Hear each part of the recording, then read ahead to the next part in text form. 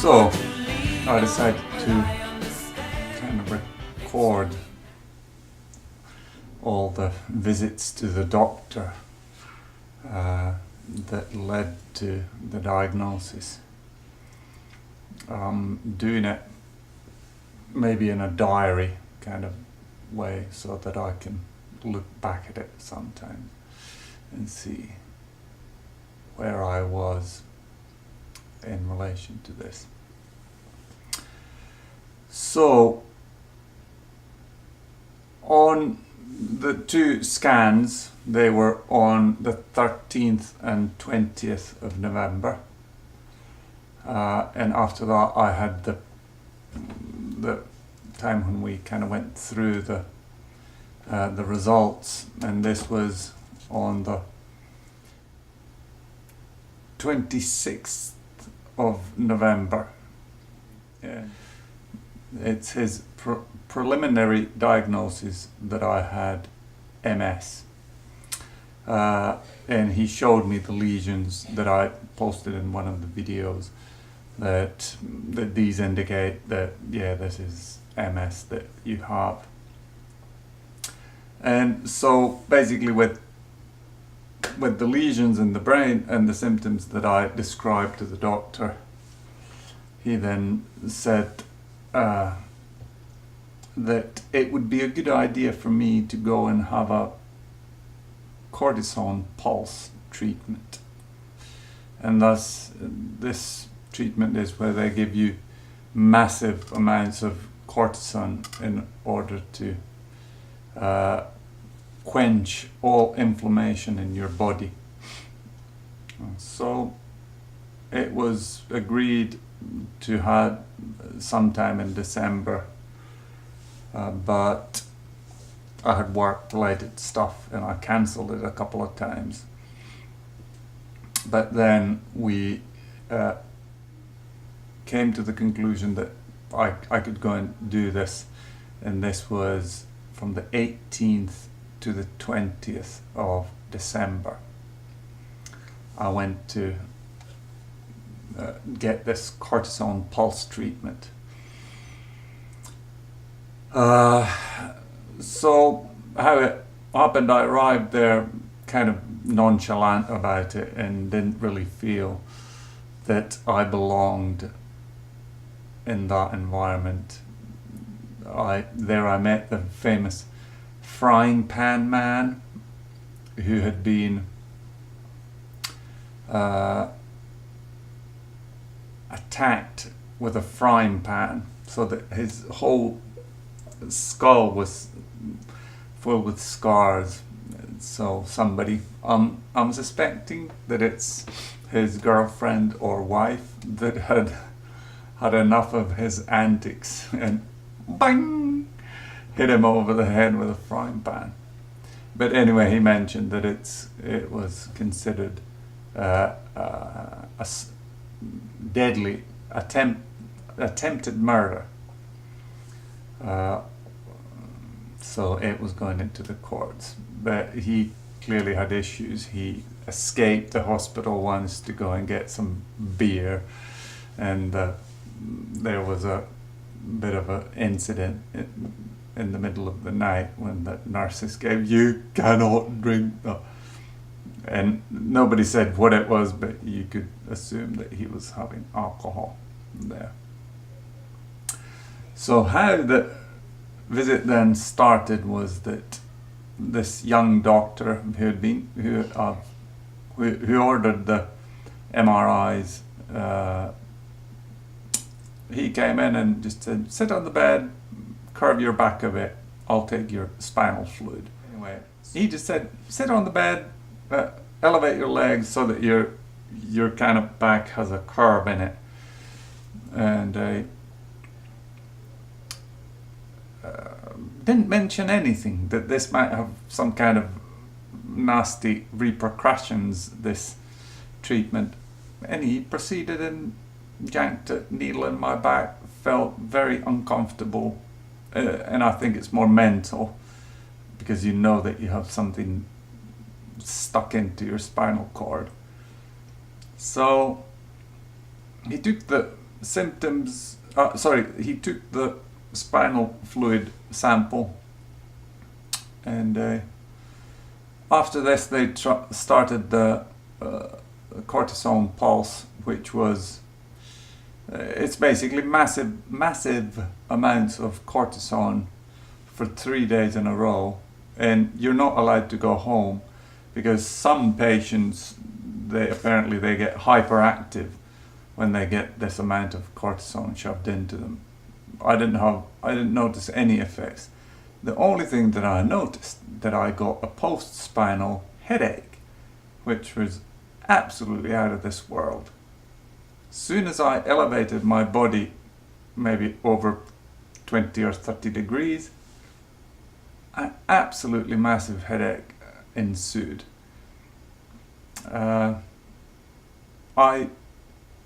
When I walked to the toilet, I actually did a pee sitting down, and I had my hands on the floor so that my body was kind of in a level position, and that was the only way how I could do it.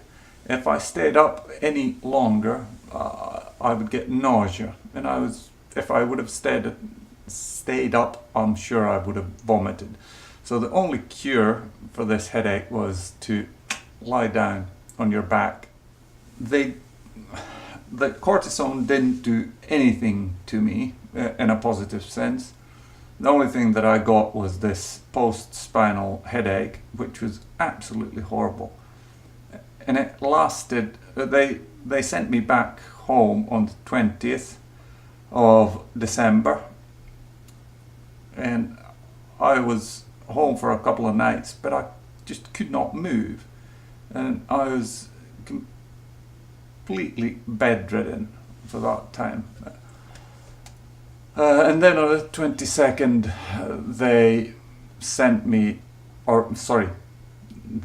I decided to go to the ER and say that I can't live like this.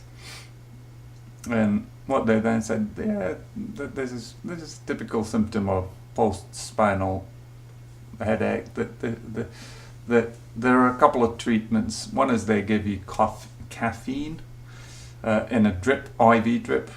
They give it like, I think it was a liter of caffeine, and then they give you a liter of salts, say some just liquid, straight into the vein. And it's funny, you don't drink anything, but you really need to go after this. So they gave me that. So yeah, they gave me caffeine, which relieved this headache a little, but still it didn't take the headache away. And then they released me the next day. But what they discovered while I was in the ER, that the first spinal fluid that they had taken, it contained antibodies for Lyme's or borreliosis. So basically, now there was a suspicion that my symptoms would be caused by neuroborreliose, or however you say it. But there was a problem. While I was getting my cortisone treatment and they took the spinal cord fluid, they should have taken my blood sample also, and so that these two correlate, the blood and the spinal fluid. But they forgot to take the blood. So then they said that, yeah, you need to come and redo these tests. And I was I dreaded going there because the headache was so bad afterwards. It disabled me. But anyway, on the 8th of January, so this is after Christmas, I pretty much lied down the whole of Christmas. I nearly destroyed the Alton and Harper family Christmas because I was completely useless. for the whole time. And I was very scared that can I even work anymore, because I could not stay up. The pain was so unbearable. And the worst cases that I studied was that it might last for a whole year. This spinal post spinal headache.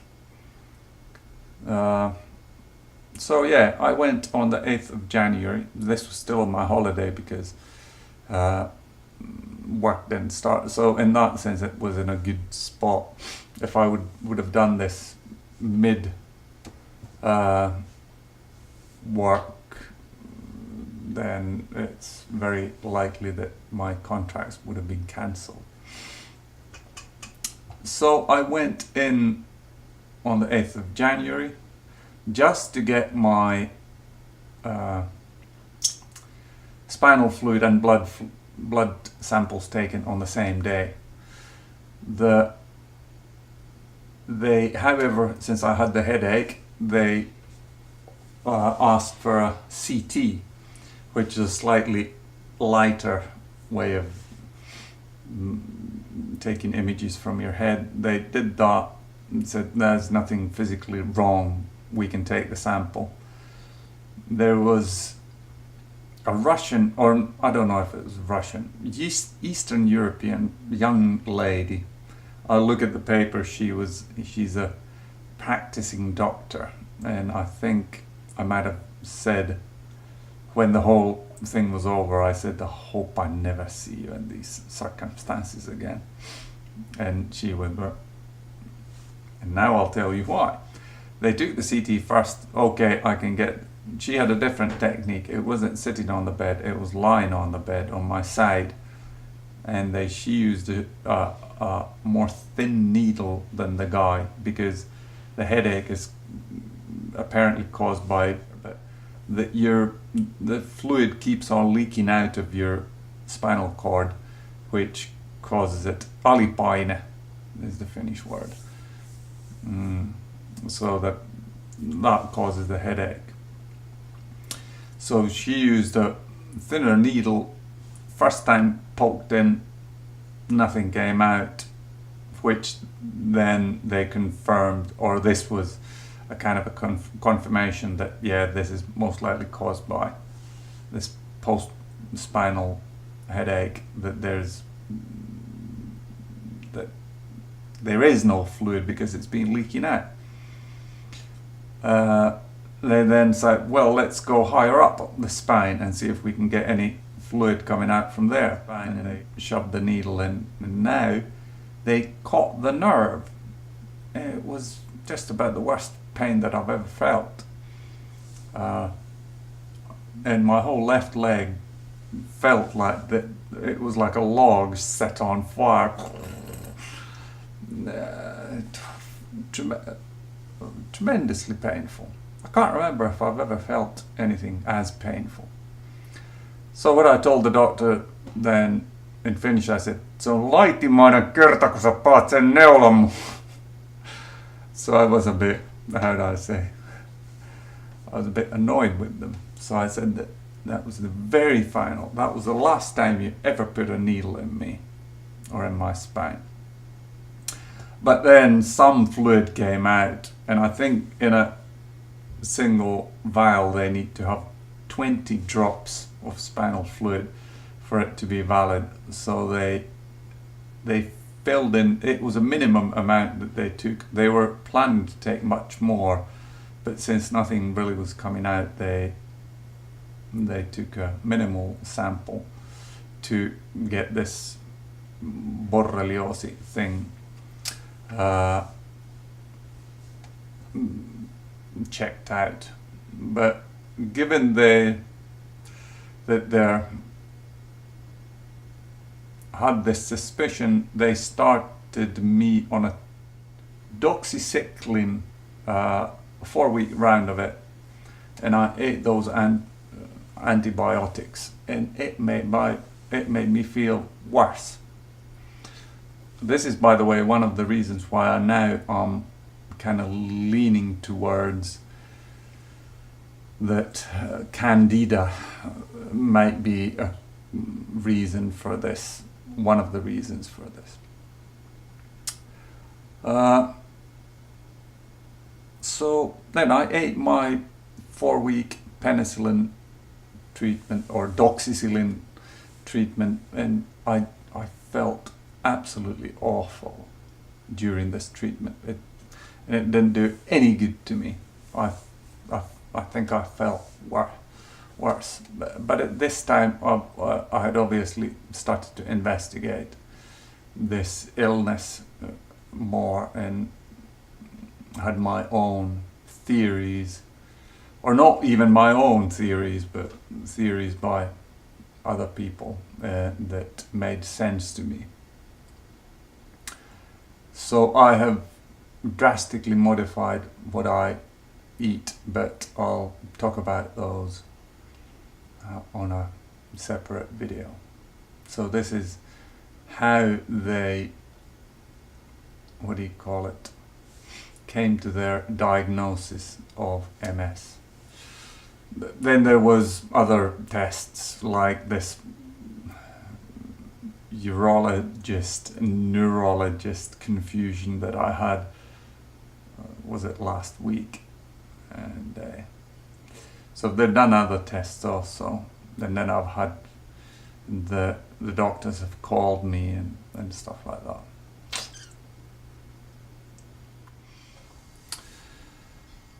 Went to the Sunday meeting at Vineyard. The same lady was speaking. Now, on a Sunday meeting, our translation is simultaneous from the back, and luckily Rebecca's old teacher does that typically, and it was an easy meeting for me. The only thing that was stressing was carrying Terhi's keyboard, and I carried it from the parking lot into the house, and previously that would be a no bother, but now I was maybe pushing myself too much. I nearly dropped the thing, but luckily it's still intact. About the doctor's visits, I've also had physiotherapists. I've visited them a couple of times. The first time I went to the neurologist clinic or ward, whatever you want to call it, my 3-day treatment, they did test me. How fast can I walk? How do I climb upstairs? And they noted down what were mine. And then I did strength tests on my hands, and those have been done twice, and I've lost power. So in my right hand, average male my age, but in my left hand I don't have as much strength as, you know, on average my age group. One thing that I think was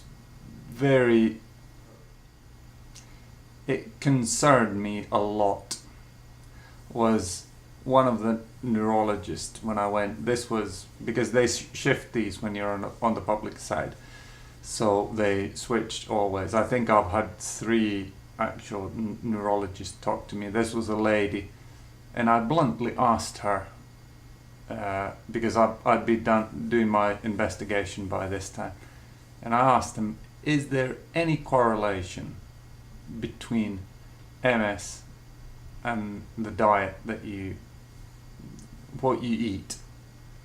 No, we have no studies showing anything like that. There's no correlation. Then I asked, is there this borreliosis thing? Because I know that there's papers, and I've read them too, that there's a correlation with borreliosis, Lyme's disease and MS, and they just said, no. Here's a bunch of brochures about medication, and yeah, they're